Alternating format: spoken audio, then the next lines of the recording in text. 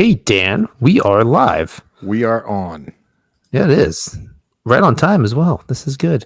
Yeah. Trying to locate our stuff here. What's going on? Huh. What's the problem? Oh, just the general. One person's watching. There we go. Hey, we got somebody on here. Great. We've reached our par. Yeah. Somebody watched for 26 minutes last time on YouTube. That's pretty good. That was pretty nice. I usually get between 15 to 25 viewers when it goes on my YouTube channel. Oh, cool. Well, Yeah. I don't have access to those metrics. So, we'll just have to, we'll get started and see if we can't crank it up a notch or two. Here we go.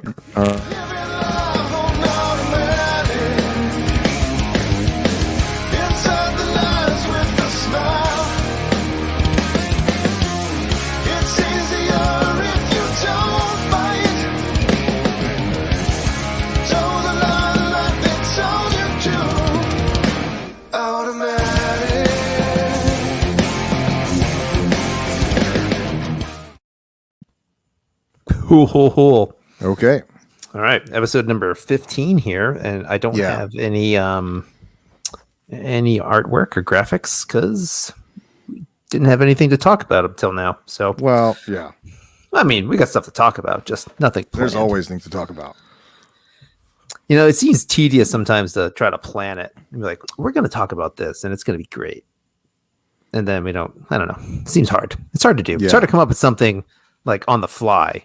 I mean, it's not hard to come up. It's easier to come up with something on the fly. I feel like just like a natural conversation as opposed to a forced like topic du jour or what's happened to the news, Dan? Yeah, look at the bullet points. I mean, the problem with talking about the news is that it's always the same subjects. Yes. So it's like especially in the summertime. There's nothing going on right now. How many times can we talk about like masks and stuff? I did. I enjoyed the news of hearing that Andrew Cuomo has resigned. I knew that's what you were going to say. Yeah, man, that's good stuff. That only took forever. That's satisfying. But, yes, it is. But I mean, it's also infuriating on the the endless train of political hypocrisy and one tribal sidism. And my guy's fine. He can do horrible things, and I still support him. But eventually, it comes for everybody. I guess. I don't know. Yeah, I mean, I guess it's not about which side they're on. I mean, there are honorable and dishonorable people of both groups. Yep. I mean, you can be an honorable person and pursue bad policy. Oh, yeah, yeah. Right, and vice versa. You can be somebody who has good ideas, but you're a piece of crap behind the scenes. That happens. Yeah, the governor of New York is probably one of the harder ones to be a decent person at. And take the reins of that state. I don't know. That's a big one. It's up there in the level of, again, I'll say it again. If you want to be the president of the United States, if you want to be that high up, you want to be that person, I don't trust you. I don't think you're a good person. Yeah, I'm sure there are probably exceptions to that, but as a general rule, it's like anybody who has enough drive to want to achieve that level of power, I question their authenticity. I will grant you there could be rare exceptions to that rule. And I'm sure there are. And I'm generalizing because that is my want. Okay? You know what? That's what I do. Yeah. Yeah. No, good. But there are some people for whom, like I was it you I was talking to about Harry Truman? I was learning about him the other day. And it's just fascinating how this guy had like no pretenses at all of being president, like in his life. He was just like some dude. He was 40 years old. He had like some failed businesses from the Depression and stuff, and just got plucked out of kind of obscurity by some old war buddies to help to get involved in politics, incredibly corrupt politics in like Missouri or wherever he was. And then just by happenstance, because he was kind of useful to other people's plans, ended up as a senator. And then when he was a senator, he was just like minding his P's and Q's and, doing stuff. And then he only got picked up to be the vice president because the DNC, the rest of those guys wanted to oust Roosevelt's existing vice president. And so he was like, I'll do what's asked of me. Okay, sure. Whatever. And then lo and behold, he gets elected, vice president. And then he finds out, by the way, Roosevelt is near death. He's like, what? Yeah. And then and so he has to preside over the end of the war. And they're like, oh, by the way, we got this thing called the Manhattan Project. He's like, what's that? You know, so like the amount of weight that this guy had to deal with that he'd never really asked for, you know, it's pretty astounding, you know, so. He's like a real life Forrest Gump. Well, I mean, you know, No, I'm just he kidding. handled himself well. But I did not know it's that. basically, he's like the anti-Kennedy, you know, where they're just groomed from the crib to be president of the world. Yeah. That's probably, is Kennedy like the first of those presidents? Probably. And then everyone after that. Although not not from the crib. I don't Not know. everyone after that, but he might be the first one like that. I don't know. Good. I mean, yeah, that's a good question. I mean, I don't know enough about all the history of it to be able to say, but I mean, they were definitely sort of America's dynasty, right? I mean, Joe Kennedy never got to be president himself, so he groomed all of his boys to do so, right. you know. And I mean, had John not become Kennedy, I mean, who was the brother? Jack, or the one who the attorney general who was shot. What was his Robert. name? Robert Sorry. Kennedy. Yeah. Yeah, he probably would end up being president. You know? John and then if Ted Kennedy Jack is hadn't, John. if Ted Kennedy hadn't accidentally murdered somebody, he probably could have ended up as president at some point. So I mean, he had a pretty good run. Yeah. Right. I guess really the only other comparable things are the Bushes, with the amount of people involved and the amount of more about dynasty with the Bush family for sure. Yeah. And then one can only hope the Obama family. Let's go. Bring them on back. Any Obama 2024. The Abomination. The Abomination. Hey, man, it's good enough for Erica Badu to party with Barack Obama. It's good enough for America again. Did you see that stuff too? Oh, Sorry, he had the birthday party. Yeah. I mean, it's like, what do people expect? I mean, don't expect the people who make the rules to follow the rules. Yeah. The elites, they get that special treatment. Good for them. You know what? You know, that's fine. Good for him. Yeah, he they earned it. shrunk it down. The tent was smaller than it should have been. I didn't work my whole life just to follow the same laws as common people. I know. Come on, man. I'm an ex-president. What do you think do I am? Some regular small business owner who deserves to have his livelihood destroyed? Of course not. Yeah. This is crazy. But Yeah. all right, either way, we can get off subject or get off of that subject. Yeah. We did that all last week. We'll come up with another government ranty week some other time. Yeah. There's always room for that. So what I was thinking about talking about was like I've been thinking about this a lot, like in the past couple of years, just with all the current events going. You know, since the pandemic just like really revealed how a lot of people react with some people react with panic, and some people want to just be like, well, actually, they're kind of that kind of person, and then like, you know, in larger schemes, talking about how people argue and how people get offended at things and how people like causes, and if you try to criticize their cause, they act like you're talking about them. Yeah. And like, just, I mean, I've been sort of fascinated for years now about like the concept of what does real self-awareness look like for a person. You know, I think it's clear that like a huge swaths of people, maybe the majority of people, go their whole lives without really ever becoming truly self-aware of like, you know, what are your hang-ups, your biases, the trauma that you're bringing from your childhood, you know? And so like, or like the idea of like, well, you're clinging on to your identity and like a belief system about, you know, X topic or whatever. Is it because you really thought it through, or is it because it's like a safety net, right? Or did you just choose this thing in order to piss off your parents or to please your parents or whatever?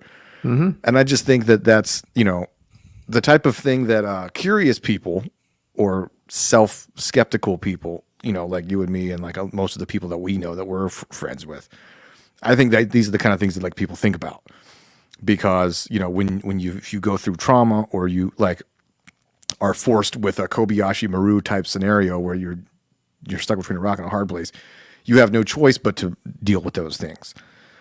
So, but I think a lot of people, you know, and it's strangely like I know some pretty successful people. It feels like they've never had a situation where digging their heels into who they are didn't work, and they were forced to step outside of themselves. They just, for whatever reason, their life has been a series of confirmation biases, Okay. you know. And so you get these people that get to be like 50, 60 years old, and they're just so impossibly entrenched in who they are with like what they think, and their mental thought patterns are so well ingrained that like it's, you know, you try to have a conversation with them, something they disagree with, it's like talking to a brick wall, you know. It's you know, there's no new room on the hard drive for them. So you know, it's the old dog, new tricks kind of thing. So Yeah. yeah. I just think it's interesting, you know, because I've been thinking a lot about, I've had a month full of a lot of ups and downs, and personally, professionally, all kinds of stuff. And I've been, you know, I was reminded of earlier times in life when I was going through a whole lot of crazy stuff. And at that time I had to go through a lot of like, you know, talking to a therapist and like really sort of trying to be mindful of like my own, all right, well, when I start to feel this way, I can notice my body feels this way. And well, you know, what is my default thing? Do I default to anger? Do I default to like silent depression? Like, what are all these things? And so like a person who's going through that, you know, has to be aware of those things. And I was sort of finding myself being reminded of those things, like, oh yeah, no, yeah, I forgot how that felt like. Yeah, that's not fun, you know. Right. And being like, all right, well, what? Okay, it's like trying to fix something that you fixed one time and you couldn't remember exactly. You had to find the instruction manual. So I really had to like go back and think, like, oh yeah, what did I do when I did this? Oh yeah, okay, because it's like it's so interesting how like even years later I find myself like resorting to well-worn like patterns, like, all right, well, first I start off like angry, and then I get into like the silent like acceptance stage, and then I get to the bargaining, you know, all those little stages of whatever. And they always go out of order. But anyway, I was trying to use that as a way of like, because then I find myself like I watch the news and I get irritated at like the stupidity of all the mask rules and stuff like that. And I'm like trying to use that as a way of extrapolating, like, why is it these people are willingly giving away all of their personal, like, what is so scary about personal freedom to these people that they would do something so, like, I can't conceive of that kind of mindset because I just don't think that way about people, you know. But apparently this thing, whatever the situation we're in, is like so scary enough that people are willing to just forego the logic of how like statistics and numbers work and all this stuff. You know, like we've talked about it before, but like a lot of the trends that are happening, it's like, how do these people not realize how nuts this is? Yeah. And yet people willingly go along. So it's like, is this like an emotional thing with people where they just like, they can't, you know, the idea of knowing the news media, for example, is, I mean, we take it as a kind of take it for granted that the news media is an incredibly sort of Mixed bag. It's yeah. I mean, it's at best, it's, you know, a bunch of fools. At worst, it's a bunch of deliberately manipulative Machiavellian schemers. So it's like, we're used to that. We accept, oh, news, you can't trust anything they say. But I think like for some people, it's like, well, if you can't trust the news, it's chaos, you know, like they live in this world where it's like Peter Jennings coming on TV every night telling them everything's going to be okay. And I don't know, it's like people can't handle that. You know, the idea that they don't trust the people in charge of their government. Like, I don't know. Like I'm used to that. What planet have you been living on? You know what I mean? Like, Well, yeah, or maybe with more people now, like they can't handle the idea of not being able to trust their fellow countrymen or their neighbors or their coworkers or their family to do what they think is the morally and medically safe thing to do. So they see those now. That's a whole different wedge. So like that's a double whammy. So if and I know some people for sure are now going with the media. Oh wow, it's like a mind blown kind of red pill moment where you decide or you realize you really can't trust everything you're seeing, or at least a large portion of it you should take with a huge grain of salt. But then like there are those other folks kind of on the opposite side of what you're saying that really do see that man, people that don't want to take the precautions that they're taking are an active threat to their health and their family and their kids. And if that's how you feel about it, for your reasons, then that's a huge disconnect or a huge breaking point in your mind. And that's a tough thing to overcome mentally, because it's a hugely emotional reaction. Yeah. Which it's that's a considerate reaction. That's a legit reaction if that's where you're coming from. Whether it's a legitimate, thought out thing, I can't. We can argue whatever you're talking about in that one point, but I can see why people are freaking out, and upset, and really bewildered at what to do. Yeah, which is like an emotional stalk of yourself. When you're in that state, that's a really hard place to go. All right, let's sit down. Let's really think about this. Let's clear the air. Let's just chill out for a minute. When you feel like you're actively in danger on a relatively consistent level. I mean, I get that, and I think that's why I'm sympathetic to a degree, because I've been there, in completely other contexts where it's like you're just completely exasperated and you're like, you have no idea what to do. Right. And like, you can't even focus. The emotions are running so high that you can't even really focus enough to do like an A, B, and C. Yeah, for sure. Everyone's kind of lot. So I've been there. I know what that feels like. And I guess, but then my cynicism turns on because I'm like, okay, but I've been there when it was like something that was actually happening to me. Right. And so I have sympathy, but my sympathy only goes so far, because it's like, unless you've got a family member or something, like I fully grant the space for, people with because there's, it's a big country. So there's plenty of COVID horror stories about, somebody lost their mom and then their dad and then all this horrific stuff.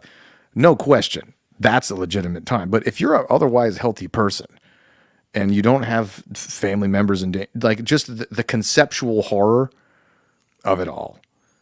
And that leads you to these, either to make ridiculous policies or to, start twittering. It's like, I don't know. I mean, I don't want to be like overly judgmental. It reveals that a lot of people haven't had to deal with real hardship in their lives. Yeah. You know what I mean? We touched on that a bit for sure. Like the policymakers, I don't give them any leeway. They're full of shit and they know it. Mm-hmm. So that's just all that's set aside. But just to get that lovely point out of the way. No, I agree. For example, like if you're a person in charge of school boards and you're making recommendations to please the teachers' unions rather than the welfare of the children. Mm-hmm. Yep. It's nonsense. So that's right. But but then again, you just gotta also, not that you have to, but just another consideration for these people. They're unlike you and me probably, and unlike other people on the other side, they live in a vacuum, man, an echo chamber, if that's what they want to do. So if they want to consume all the media that bolsters their point of view, that bolsters their worldview, they are free to do so. Or you can be on Twitter with 8,000 followers, or you can follow 8,000 people, and they can all think just like you, and you can just be inundated with that stuff, day in, day out. That's like your whole life. Everything you look at, everything you read, everything you listen to, just confirmed your biases, and that just puts you in a world of freaking hurt. And it works on both sides, not just I mean, it probably applies to us too.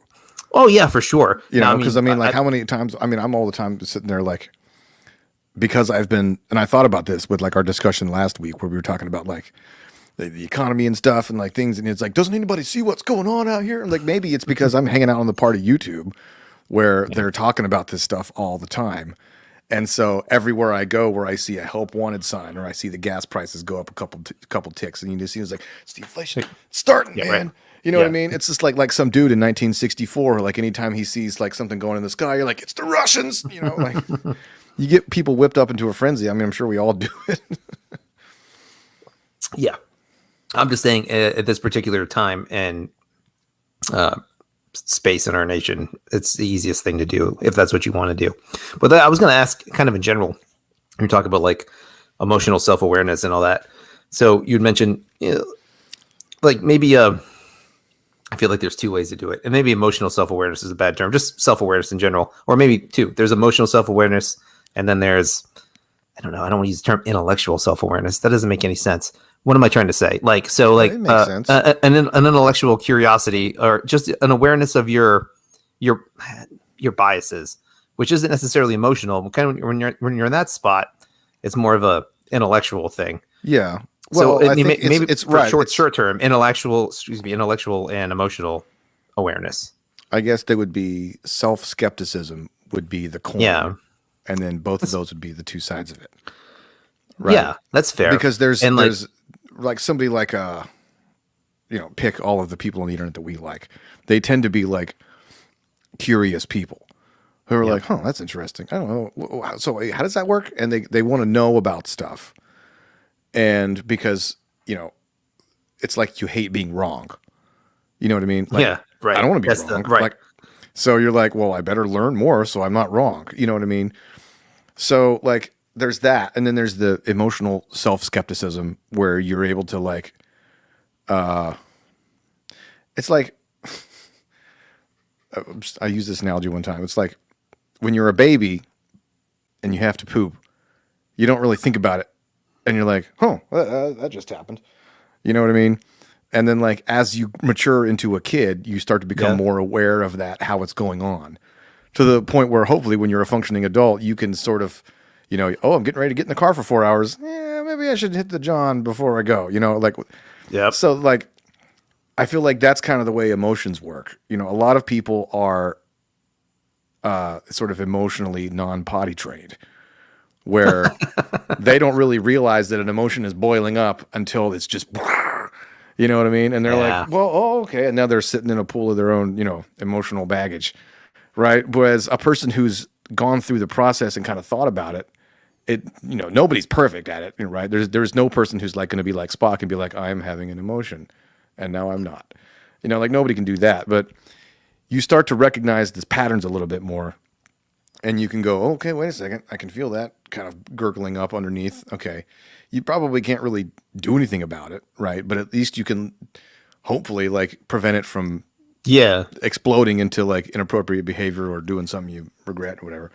So recognizing it in the beginning is a pretty decent first step to the ladder, Yeah. It's like letting out a fart very gradually when you're in a crowded room, as opposed to just being like, not to use a crude example, but I really think it applies to a lot of people because a lot of people are just farting their emotions out, all over the place and not really taking a lot of, it's a slightly different topic than when we're talking about like ideological stuff.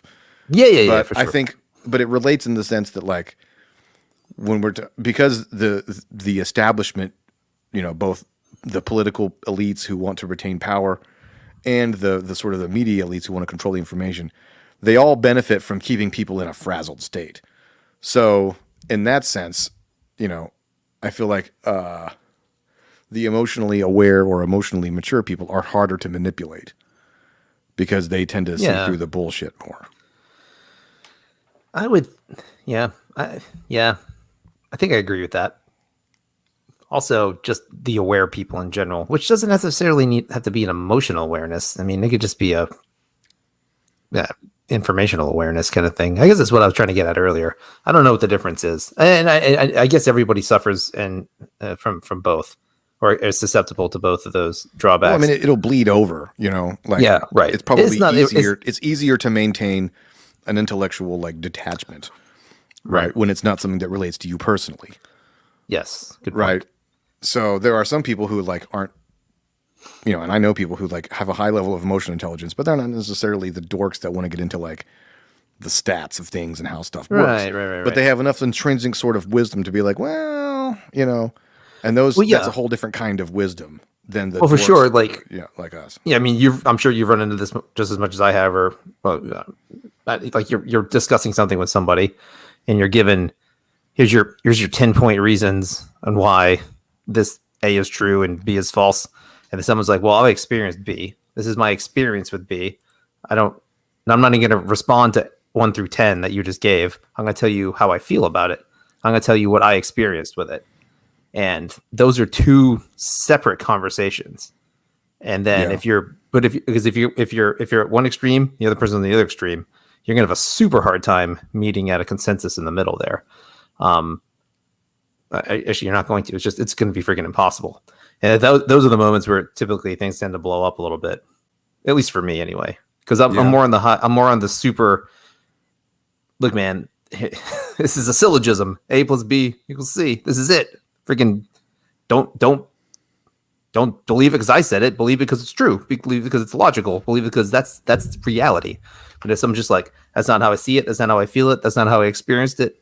I mean, they're going to go, you believe it, and what you're believing is against what I feel and experience, and you're an asshole. And I'm like, well, you're an asshole because you don't want to believe in logic, and you can't take an argument and freaking separate yourself, So those are tough conversations to navigate. Yeah, and it could be that both people have an emotional need for their side to be correct. Correct. Yeah. Right. So it's like you or I might make a logical deduction based on looking at some sort of situation. And you'd be like, okay, well, that makes the most sense. That's the best theory I have right now. And therefore, we have an emotional need for that to be true.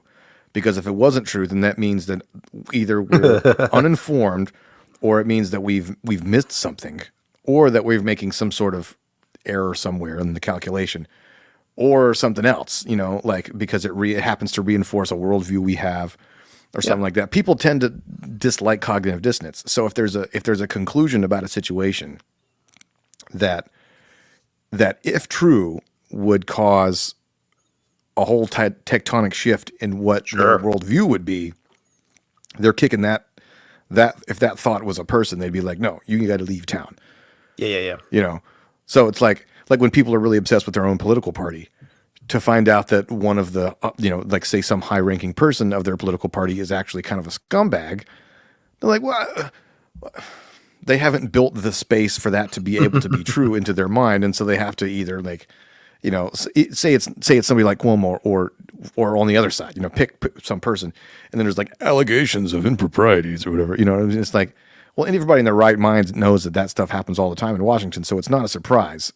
And it's not, it's not isolated to one particular party or the other, but it's like, if you have bought and invested into the idea that your party is so great, then people react defensively. They go, well, maybe they're lying, or, well, all that kind of stuff. We saw it with Clinton, in the 90s, and then people throw stuff out about, pick anybody else. And so, yeah.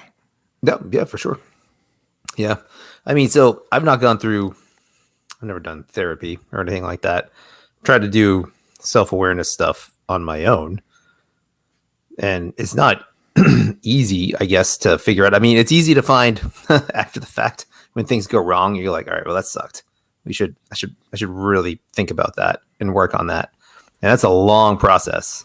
Or maybe it's just me, but I think for most people, it's a pretty long process to go, all right, this sucks. I don't like this outcome. I don't like this, just this facet of how things are going in my life in one way or the other.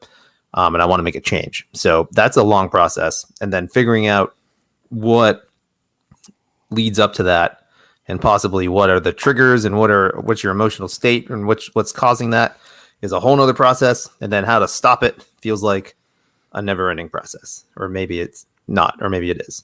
I'm sure it's not, but like, it feels that way. It's an interesting topic, man. I don't know. I've never, like I said, I've never gone into therapy or talked stuff out like that. Yeah. On a deliberate basis. I've just kind of done my own kind of mental inventory, my own personal checks and spiritual checks, kind of stuff like that. Yeah. I mean, so it's tricky. I'm sure it looks wildly different for each person, right? I'd imagine so. Yeah. There's different schools. There's DBT, which is dialectical behavioral therapy. There's CBT, which is cognitive behavioral therapy, and there's all like these different little schools of thought, and shock therapy and like the Ramones therapy. Yeah. Shock treatment. Yep. Sorry. Like in my experience, what tended to work for me was there was a few different levels to it. It was like, first off, okay, well, how emotional am I in this particular moment? Am I in like complete hyperventilate freak out mode? In which case, it's probably I'm not gonna, I have to recognize, all right, I'm not going to have the mental bandwidth to be able to parse out all the layers of a situation. Yep. Or am I a little bit lower than that? Am I just like irritated or angry?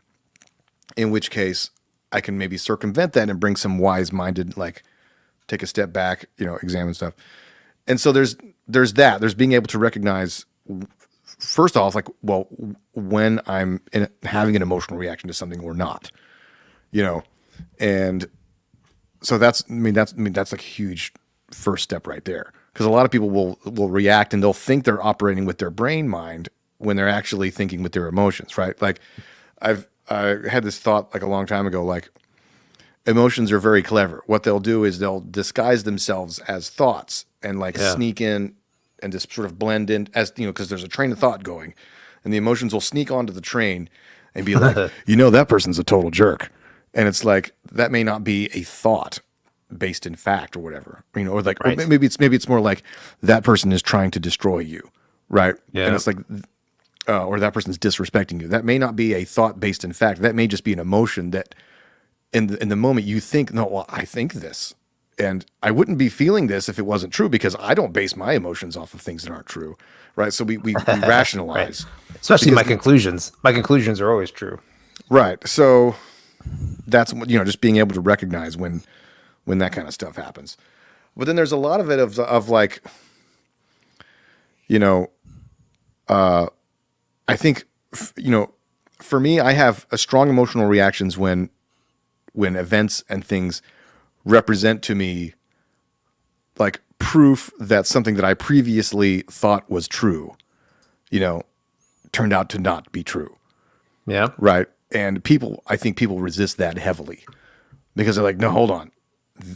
Because it's like when we hear a fact that pops the balloon of something that we were thinking or believing, I think our subconscious instinctively knows whether or not it's actually true or not. Like we can have like a gut feeling, but the subconscious walls it off and goes, no, I'm not going to let that in. Because if I let that in order to be consistent, I have to now completely change how I view the situation. Okay. And that's way too much work. So rather than that, I'm going to be like, no, I'm either going to deny that fact exists, or I'm going to try to discredit the person saying it, or I'm going to, freak out and like, try to shoot the messenger or whatever. So we see all these things happening now, but yeah, you do, man. Yeah. So like, I don't know, in those moments, that's stuff that's helped me lately. I guess I just try to sit back and just go, hey, all right. So usually it's an interpersonal thing. It's not it's always with a personal thing. I'm not just like mad at the news and I'm like, oh no, I'm gonna get mad at the news and go yell at somebody. There's something that's happened or I see someone that says something or I just go, all right, man, let me think about, or what someone says something to me. And I go, all right, that pisses me off or that upsets me or that's usually what it is. For me, it's an anger thing. I'll just go, that's stupid. Like just my initial reaction is like really sharp, like really a sharp, arrow point. Like that's stupid. You're the stupid. Operative question is, why does the opinion of somebody whose opinion doesn't actually affect you actually? Yeah. Or even if it does affect me at that moment, I can still go, all right, I'm just chill out. I'm just, my initial thing is confrontation, if that makes sense. So yeah. And then if I can pull it back, I can rationalize. I can hold that need to be the correcting point here to be right. I can go, all right, let me just see if I could at least imagine why this person thinks that. Do you think we do that as is it like a slight panic that like, oh crap, what if they know something? What if they're right? And so the panic of manifests itself as anger because maybe. For me, like I've noticed in situations where I know that I'm clearly right and I can easily back up what I say, right. When other people say stuff that like, actually, blah, blah, blah, blah, it doesn't, I'm like, okay, whatever, Yeah. Type. Like, but I've noticed that the times that I get like, kind of like, and then like, I can't really do anything else. Like I'm trying to make dinner and I'm still thinking about like, how would I respond to that? Like, that's usually evidence to me that I don't have a total confidence in what I'm saying. Yeah, like I still feel pretty good about it, but but there's like a panic to like, oh crap, what if I'm wrong? Yeah, I don't know if it's a panic or an ego thing. I'm not sure. I haven't quite worked that in yet. I think it's more of an ego thing for me. But also I know then I kind of hyperventilate about how things can go. Like I've seen how arguments can go. They can be nice and they can be, structured, and they can be great.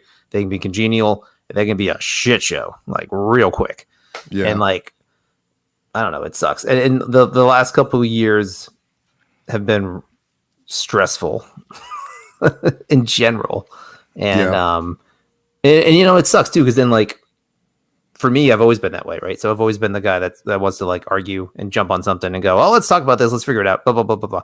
So then people like instinctively say, "Well, you're just an asshole," and you're always stirring the pot, and you're always the guy that's like being like a jerk. I don't think they realize that you do that for fun. Yeah. But also, and there is probably what we're saying here. Like, there's probably an emotional component to that side of me, and especially if it's I'm sorry, man. The last 2 years have been crazy. So it's I'm gonna cry. It's a little unfair for people to not think about my emotions for once. No, but like, so I've been thinking about that. So like, I would want people to have that consideration for me, and I want to have that consideration for them. I think that's fair play. I think that's a good ethos to love your neighbor as you love yourself. That whole kind of vibe. Doesn't mean you can't like be poignant, and you can't be opinionated, and you can't be right there with a thought, but you don't have to actually always say anything, say everything, or say, like you said, or say anything. So for me, I've drastically drawn back from all that, just knowing myself. That maybe is I don't know if that's a good coping mechanism or a proper one, but it might not be something I'm never, ever going to quite get over. But I don't know, like right now, I could skim through Facebook and Twitter right now and be fine. There's nothing that's like pinning my nerve to like jump all over something. Yeah. But you never know, man. I don't know. Because most of the infuriating stuff is all same stuff we've been dealing with. So we've had time to accept that these ridiculous opinions exist. Right. Like they were probably more irritating when they first arrived, like last year or the year before, whatever the topic might be.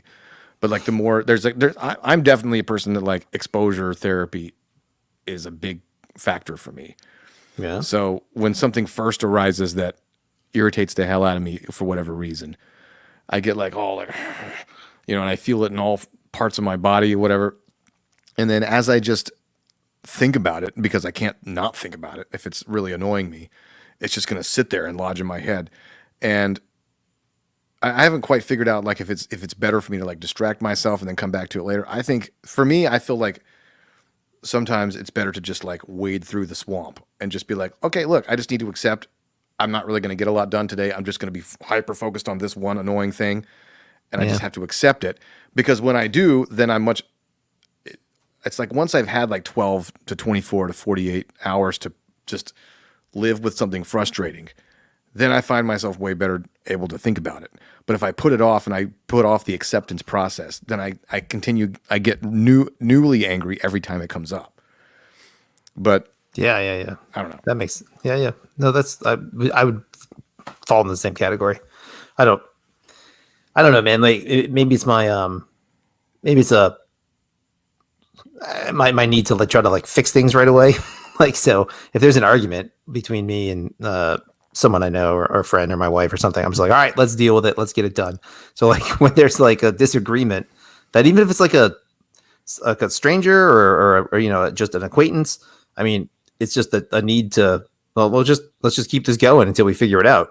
Just like, and then that's kind of, then it can snowball. Yeah. That's one thing I learned several years ago that annoys people now because I have been in so many arguments over the years that it was clear from like within 5 minutes that this was not going to get resolved. Mm-hmm. But because the idea of just being like, why don't we table this till, tomorrow or next week or something?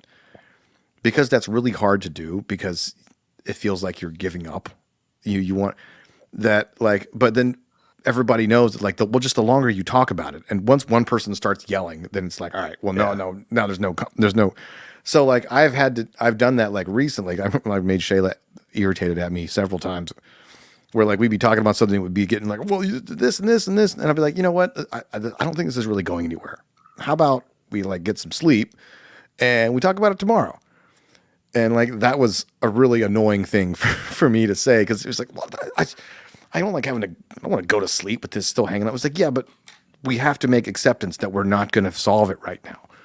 That doesn't apply in all cases, right? Because sometimes you could just like put off things and never deal with them. But like, I wonder how many, arguments in my life over the course of, my 38 years would have been way better, easy to resolve had I just been like, hey, look, we're not going to solve this right now. Let's talk about it tomorrow. Yeah. Yeah, man, I can remember that whole principle of like, don't let the sun go down on your anger. I think that's crap. Sometimes the sun going down helps things cool down. Well, also agreeing to discuss later, I think is within the spirit of that. That's just, you're probably right. Yeah. But I mean, it's the hyper opposite of that is let's resolve everything right now, which might not always be possible or reasonable. Possible. It's rarely possible. Right. Yeah. Yeah. So like the walking away thing. I remember, gosh, a long time ago, just having some Facebook argument and like a big long thing, a bunch of people, and someone I knew, from college or something, sent me this big long personal DM thing, like explaining where they're coming from, and like on a very deeply like personal level. And I was just like, whoa, man, I read it. Thank you. I'm sorry. I was like, I'm just going to have to read this once or twice, process what you're saying, and get back to you. Because anything I say right now, I feel like is going to be really unhelpful. And I just never said anything again about it. And like, I'm talking for like days. I was thinking about it. I was like started typing stuff and be like, nope, that doesn't sound right. I can't even like nothing's going to come across in this medium as appropriate in that given moment. And yeah, that was probably a win. Like all in all, that was probably a smart move. But like, I still remember that. And I think that's probably one of the first times I ever really said, you know what, I'm just going to shut my stupid fat mouth and not talk to this person in depth about this anymore, at least for a while, Yeah. And like, so, and I've had, obviously, I'm assuming people have done that with me, and it pisses me off when that happens. And that's not fair. And that's hypocritical on my end to not think about it. That, what they're going through or what they're satisfaction. Thinking. Right. So that's part of me thinking about over the last couple months, over the last year or so, how stuff has all gone down, and just the heightened tensions between people and friends and family and all sorts of weirdness, man. So I'm guilty of it for sure, and I would hope to do better and try to see where other people are coming from. Yeah, but that's me working through my personal emotional stuff with it. And I think there's a lot of validity, and I think anybody who's been, I won't say. Okay, I was about to say anybody who's been in a long-term relationship or marriage. But actually, anybody who's been in a successful long-term relationship or marriage would know this, because a lot of people never learn this, and that's why their relationships aren't successful. But it's like the idea of being able to validate an emotion without having to validate the point. Because, like, yeah, and I think, and being able to verbalize that in the moment, as frustrating as it may be for the other person to hear. But that's how you preserve a relationship while maintaining your self-respect and being like, no, I think my point is correct. Like, so like some, say, I mean, it doesn't have to be necessarily in the context of like a relationship or whatever, but that's a good example. Like, your person's with you and they're like really angry about something. And you go, well, I just don't think, I don't remember it that way. Remember this or that thing. And I feel like if you look at it this way, blah, blah, blah. And it's like, you might be, like, you're responding to the text of what they're saying, right? And they hear it as an invalidation of the emotion that they're saying, right? Or vice versa. Like maybe you're pissed off about something, and you're right, and you're like, because this, and they're like, all they hear is the fact that you're pissed off, and they're like, I don't like the way you're talking to me right now. That's rude. And you go like, and you think that that's them saying the content of what you're saying is wrong. It's like, no, but I'm right. And it's like, okay, well, maybe being right isn't necessarily an excuse to be an asshole, right? So there's different versions of this where the presentation matters as much as the content, right? So, something I found fascinating that I probably do poorly, but it's just the idea of when somebody's upset, being like, okay, I recognize that you're having it, that you're yeah, that sounds like it sucks. I know you're upset. I don't agree with where you're coming from on this. I think that the set of facts that you're operating off of are incorrect. But that doesn't mean that I don't respect the fact that you're upset. So, Yeah. like, can I give you a hug and then maybe we can like table this for an hour or so or tomorrow, whatever? We'll circle back. Circle back, Dan. Yeah. Circle back. We're gonna circle back. The Jen Psaki one. Well, we're gonna We'll circle back. on Circle back. Yeah. you know. But I mean, I picked up on that concept just from years of practice of doing it wrong, you know. But like, I think, that could even apply to like in text conversations with total strangers, right? Yeah. Like being able to, like, you know, if say like, you know, like it's last year and there's like, you know, these riots going on for a variety of reasons, and you know, somebody might look and be like, I just think that that's, you know, an inappropriate reaction to burn a Wendy's. And then they don't see it as you criticizing the reaction. They see it as you criticizing the content. Or like, oh, okay. So burning down a Wendy's is wrong, but cops shooting people, that's okay. And it's Yeah, like, hold on. yeah, I wasn't talking about that. There's absolutely a conversation to be had about that. But, you know, anybody can take a righteous cause and, you know, and we're not talking about one person. We're talking about millions of individuals, all with their own personal versions of it.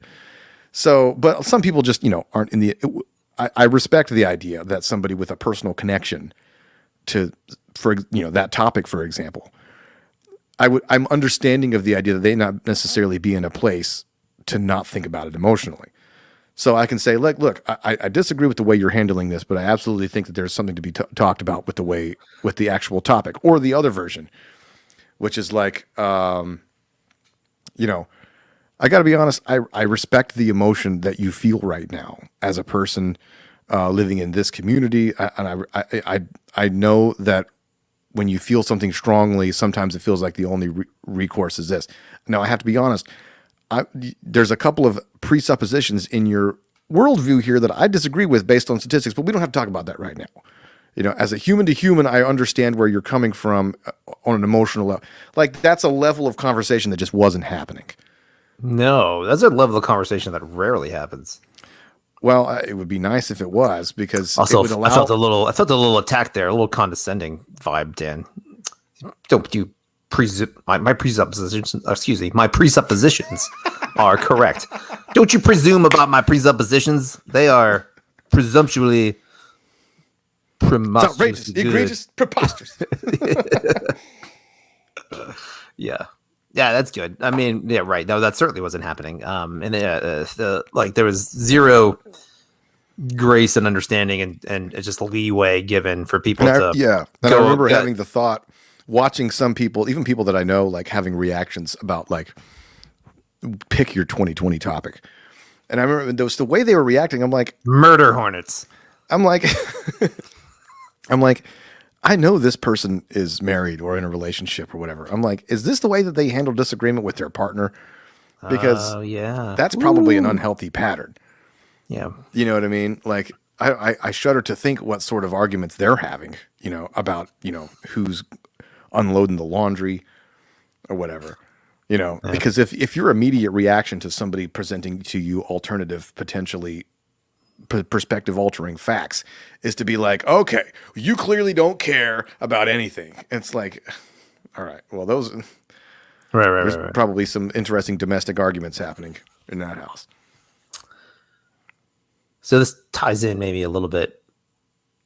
Actually, it ties in probably a lot, but not so much contextually wise, but like just in theory. So like we went to my sister's house this weekend. So like we went to DC. So on the ride back, everybody was tired and falling asleep. I was like, I can't listen to the same Spotify Interstate 95. Yeah, I was like, Sally, I'm gonna put on. I was like, she was like falling asleep. I was like, I'm gonna put on podcasts. Is that all right with you? I'm gonna start listening. I'll just put it all in the front. Kids have their headphones on in the back. I was like, that's fine. So I was listening to this. Have you ever? You probably know the guy's name. Do you know the name Ethan Suplee? No. You would know him. He's like the huge fat dude, the white fat kid in like Remember the Titans, the football player. He's I haven't seen in that movie in years, but okay, sure. He's in Mallrats. He's in My Name Is Earl. He's in okay, huge guy. He was like 500 pounds, and now he's like in his mid 40s, and he weighs like 270, and he's like jacked. He's total muscle bound guy. If you saw the dude, I guarantee you would know who I'm talking about. Okay. But he's got a podcast called like American Glutton or something. So this is just talking about food and nutrition, because like that's what he's all about now. He's like a food and nutrition guy.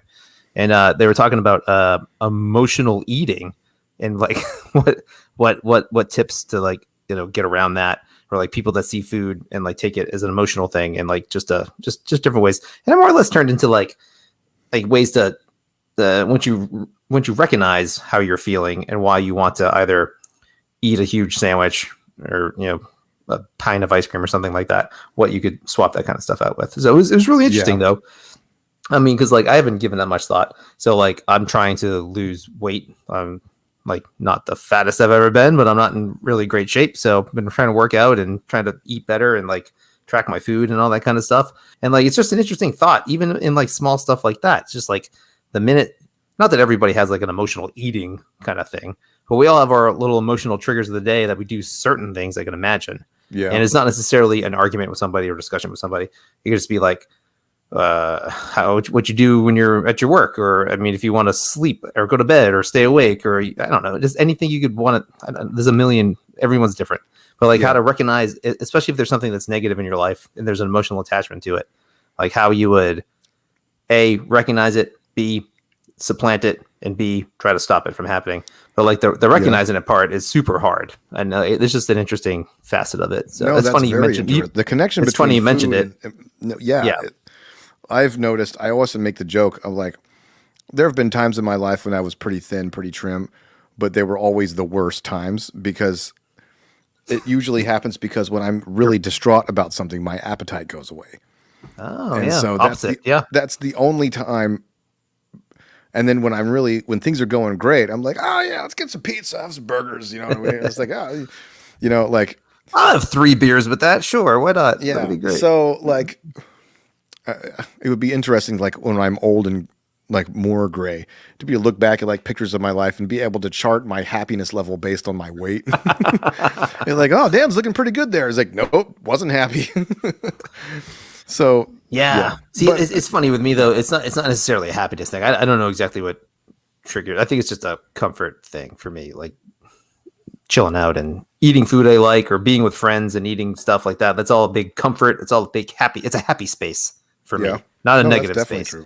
You know what I mean? So it's kind of the opposite of what we've been talking about. So it's like when you're in a happy spot, it's a celebratory thing to do this. Now, random, like I guess for some real sociopaths, you'd be like, I'm feeling really great. I'm gonna go chew the shit out of somebody right now and pick a fight. Like I guess that's the thing people could do, but we're kind of on the opposite train of that. So like there's a whole other aspect of it where you can do, I don't know, maybe destructive things or just maybe not beneficial things when you're on that opposite side. You know, a good high, a good emotion. That's funny. It's a weird concept. I think food has that. Food and drink and alcohol or drugs and all that stuff kind of lends itself to that. Or it can go the other way. But it lends itself to both. Yeah, I know. Whereas the ones like everything we were talking about is like a negative response, like a negative reaction. I know a guy who is sort of accidentally an asshole when things are going well. Really? Well, it was a sort of a unique thing. Like,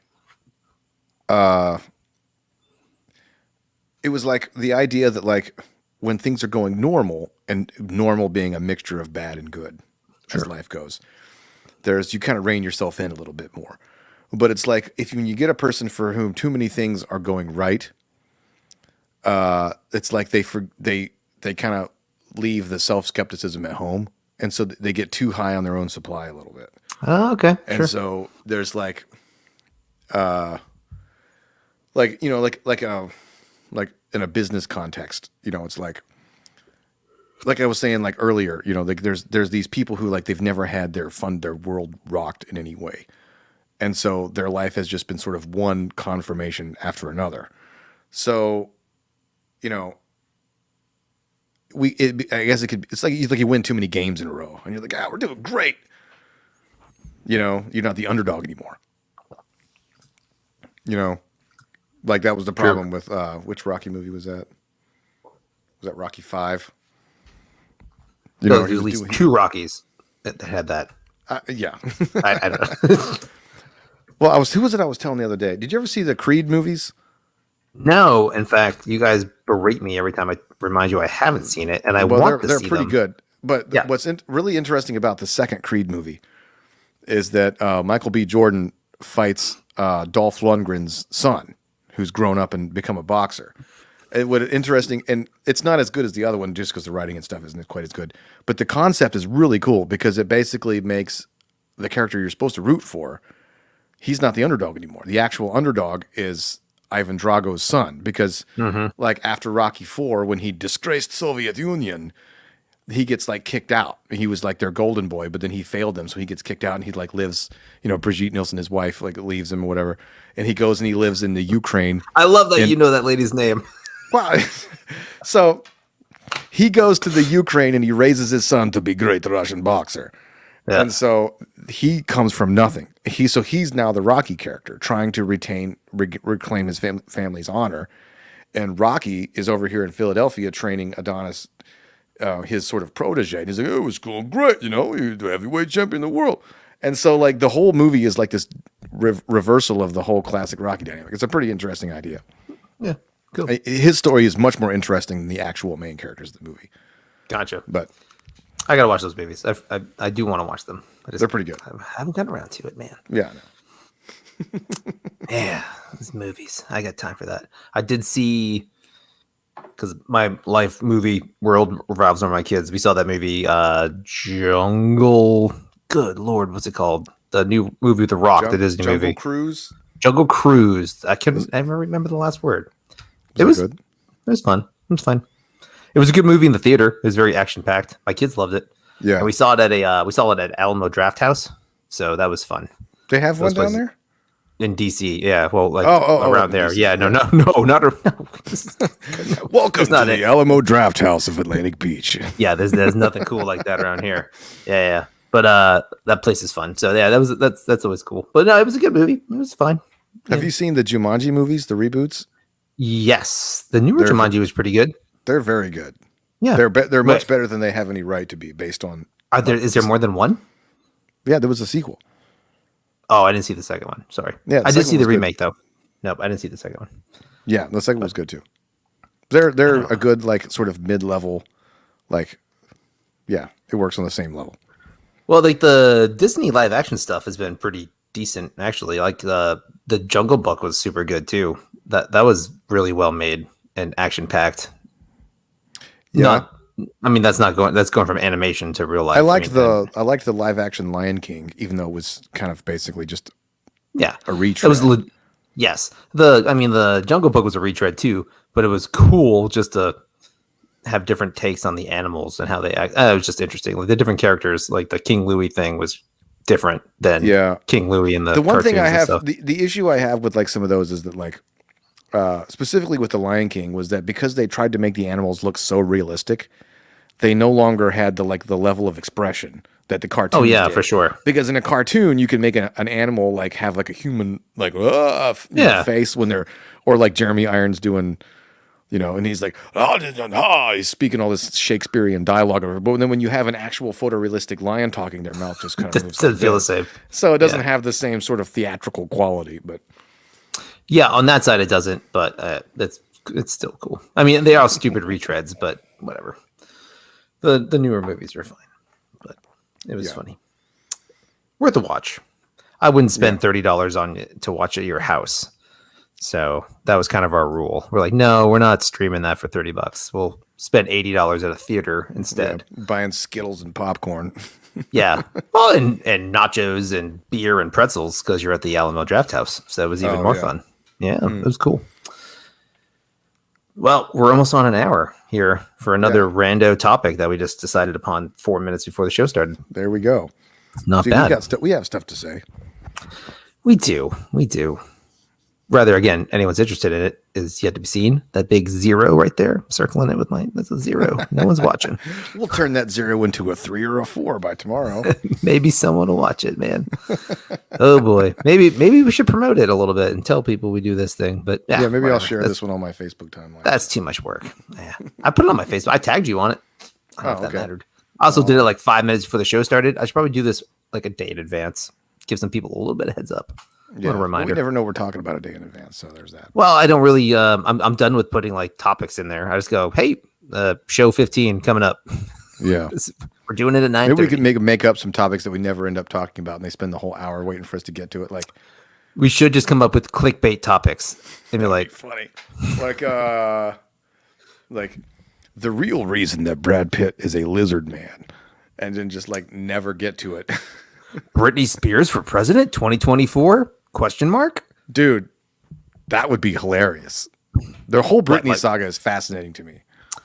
Ooh, yeah. The conservatorship thing is something I wasn't even aware of. Yeah, Like- no, well, there was that documentary on Hulu or whatever a little while back where they talked about all that. Some of it was kind of fluffy. It was like, Uh-huh. all these people like sitting around in Times Square with signs being like, "Free Britney." It's like they're not Britney. really adding to the narrative, but the actual story of like how she got where she is pretty interesting. Like she's a Yep. very sympathetic character. You really want to root for her, and so Well, I feel bad for any of those people that were like brought up in showbiz. That's a tough thing. yeah, Like from like it's hard to do it right where your parents aren't like you don't want to like Macaulay Culkin them and like divorce your parents. Yeah, I So- mean, you think about like, like Michael Jackson. I mean, that would probably be the Oh, worst. yeah, example. And like it's, by comparison, somebody like Miley Cyrus is pretty normal. Like I don't think any. Well, within reason, but I don't think anybody's looking back at Billy Ray Cyrus and be like, "You monster." Well, I am achy breaky heart. I Come don't on, dude. Yeah. I mean, we like should, you we know, should learn more about the Britney saga and talk about that. That'd be interesting. that'd be fun. Hey, Rashida Jones, she seems pretty even keeled. Yeah. Didn't she? Wait, what happened to her?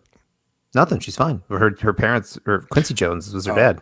Yeah. Okay. Right? No, I was confusing her with That's the only thing I could think about. I was trying to think of a normal person with a famous No. parent. I was confusing her with Leah Remini, who like escaped Scientology, and that was that whole thing. Oh yeah, yeah. Well, it turned out good for her, kind of, sort of. Yeah, it's pretty interesting. Oh my god! Now I got to watch a Britney Spears documentary. We got to talk about it. This will be fun. I mean that with all sincerity. We should do that. All right, I got to try to watch. The next episode, Free Britney, all caps. I 100% could get Sally on board with watching that, so I could probably do that this weekend and not Yeah. forget about it, and then we can have something to talk about. There we go. All right, and on that note, here's the outro. All right. Goodbye, Dan.